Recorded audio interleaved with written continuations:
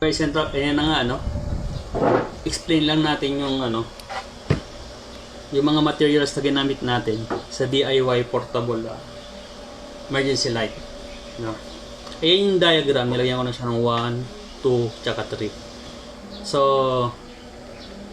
yung number 1, ang tawag dyan ay Type C charging module. Pinakatrabaho niyan, siya yung nagre-regulate ng voltage ng current na pumapasok dito kay number 2 na tawag dyan ay Battery Management System or BMS. So ito si BMS, ang trabaho niya ay para maproteksyonan itong si battery na hindi siya mag-overcharge at sa pagdi-discharge siya, hindi niya rin isi-zero kasi nga hindi rin maganda na si-zero yung battery. So kinakat niya yan pagka full na, kakat na niya yung pagpasok at pagka maliit na lang yung voltage na natitira niya pag nagdi-discharge na, kinakat din niya. Pangalawa, isa pang features niya, kung makikita nyo, nakakonect yung kada terminal ni battery dyan sa terminal papasok kay BMS. Kasi nga pag nag-charge siya from Type C module, kina-charge niya ng even lahat yung mga battery. Kasi kung walang BMS, halimbawa naglagay ka ng series na battery, may mga battery na full na, samantalang yung iba hindi pa. So, dire-diretso pa rin kasi nga pino-full niya yung mga battery.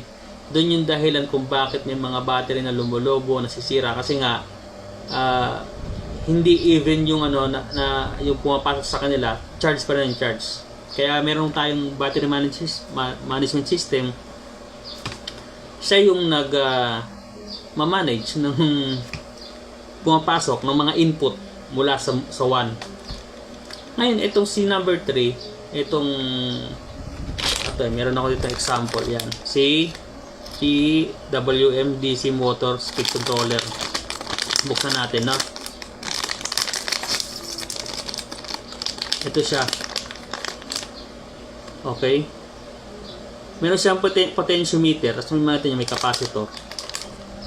Nagsisilbi na rin siya on and off, at saka kung makikita mo just sa video, lumalakas, umihina yung kasi nga siya yung nagko-control ng daloy nung pumapasok sa valve. So yan na nga, So explain naman natin ng bahagya, pahapyaw, yung ating DIY emergency light. So shout out dun talaga sa may-ari nung diagram na yan, hindi po sa atin yan. Ginaya lang natin yan, bumili tayo ng mga parts sa online.